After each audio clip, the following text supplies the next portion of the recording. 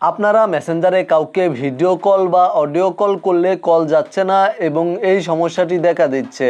Allow Messenger access to your camera and microphone to make this call. এই সমস্যাটি দেখা দিলে কিভাবে আপনারা এই সমস্যাটির সমাধান করবেন সেই প্রসেসটি জানতে ভিডিওটি শেষ পর্যন্ত মনোযোগ সহকারে দেখুন। এই সমস্যাটি যদি আপনাদের মোবাইল ফোনে দেখা দেয় এবং আপনারা যদি এই সমস্যাটি সমাধান করতে চান তাহলে মেসেঞ্জার অ্যাপ্লিকেশনের ওপরে ট্যাপ করে ধরবেন। দেন এখানে দেখতে পাচ্ছেন আই বা অ্যাপ ইনফো বাটন রয়েছে। আপনাদের এখানে অ্যাপ ইনফো লেখা থাকতে পারে অথবা আপনারা ওপরে আই বা অ্যাপ ইনফো নামে একটি অপশন পেয়ে যাবেন। জাস্ট এই অপশানে ক্লিক করে দিবেন। অথবা আপনাদের মোবাইল ফোনে যদি এই অপশানটি সরাসরি শো না করে, দেখা না যায়, তাহলে আপনারা আপনাদের মোবাইল ফোন থেকে সেটিংস অ্যাপ্লিকেশনটি ওপেন করবেন। সেটিংস অ্যাপ্লিকেশনটি ওপেন করার পরে জাস্ট একটু নিচে চলে আসলে অ্যাপস বা অ্যাপ্লিকেশন নামে একটি অপশন পেয়ে যাবেন। এই অপশানে ক্লিক করে দিবেন এবং আপনারা এখান থেকে মেসেঞ্জার অ্যাপ্লিকেশনটি খুঁজে বের করবেন অথবা ওপরে সার্চ অপশানে ক্লিক করে দিয়ে আপনারা মেসেঞ্জার টাইপ করে সার্চ করতে পারেন।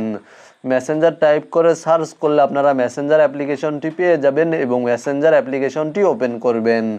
মেসেঞ্জার অ্যাপ্লিকেশন ওপেন করার পরে এখানে দেখতে পাচ্ছেন পারমিশনস নামে একটি অপশন রয়েছে। এই অপশানে ক্লিক করে দিবেন এবং এখানে দেখতে পাচ্ছেন অ্যালাউয়ে শুধুমাত্র নোটিফিকেশন পারমিশন আমার অ্যালাউ করা রয়েছে। আপনাদের এখানে যদি নট অ্যালাউয়ে ক্যামেরা এবং মাইক্রোফোন থাকে আমার মতো, আপনারা এখান থেকে অবশ্যই ক্যামেরা এবং মাইক্রোফোন এই দুইটি পারমিশন অ্যালাউ করে নেবেন। আপনাদেরকে এই দুইটি পারমিশন অ্যালাউ করতে হবে।